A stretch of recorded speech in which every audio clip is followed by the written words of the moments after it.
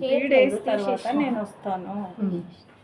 వచ్చిన తర్వాత పాపది ఏమైంది ఎవ్వరు ఇంతవరకు హాస్పిటల్లో తీసుకోవట్లేదు.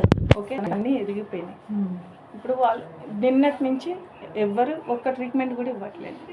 ఓకే, అది అలా పడిపోయింది. ఎవరు ఏం చేయట్లేదు.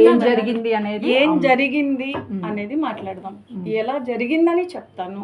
ఓకే, ఇప్పుడు నేను పిలిపించానని చెప్తున్నాను. అది నాకు అసలు వాడు శ్రావణ్ అనేవాడే. ఇది నేను సెకండ్ టైం చూడటం.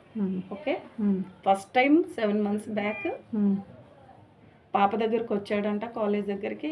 ఆమె ఇంటికి రాలేదు. 4:30 అయిపోతుంది, ఎర్లీ మార్నింగ్. మేము పోలీస్ స్టేషన్కి వెళ్ళాం, మాదాపూర్ పోలీస్ స్టేషన్లో. అక్కడ పాప మిస్ అయిందని ఇచ్చాము.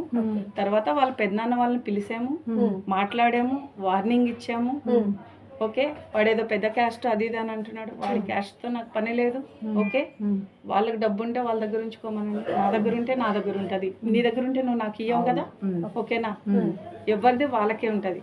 ఓకే, మీకు ఇష్టం వచ్చినట్టు రాసుకోవడం కాదు. ఓకే, నేను చెప్తాను, మీరు రాసుకుందరు కానీ మీకు వచ్చినట్టు గుద్దుకోండి. ఓకే, నేను ఎల్లుండే వస్తాను. పోలీస్ స్టేషన్కి వచ్చినాక పోలీస్ స్టేషన్లో నేను సంవత్సరం నుంచి అమ్మాయిని నేను కలవలేదు అని ఎవరిని ఎందుకు కలవలేదు? కలవకుండానే కడుపు వచ్చేసిందా?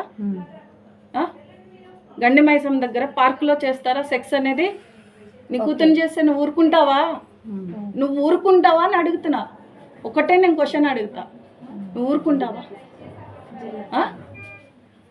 ఊరుకుంటావా అని అడుగుతున్నా.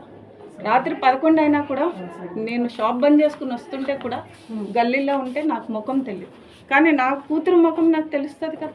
ఎవరో ఒక మనిషి అక్కడ తన కోసం వెయిట్ చేస్తున్నాడని తెలుస్తుందా తెలీదా? ఏంటమ్మా ఎవరు అని అంటే, కాదమ్మా గల్లీలో మనకు ఫ్రెండ్స్ ఉంటారు కదా. అలా అని ఈ అమ్మాయి కవర్ చేసింది. ఎందుకంటే ప్రాబ్లం వాడెవడో కాదు, ప్రాబ్లం నా కూతురు అని నేను అనుకుని నా కూతురుని కొట్టా. ఓకే, ఎవరితోనే నాకు పని లేదు కదా.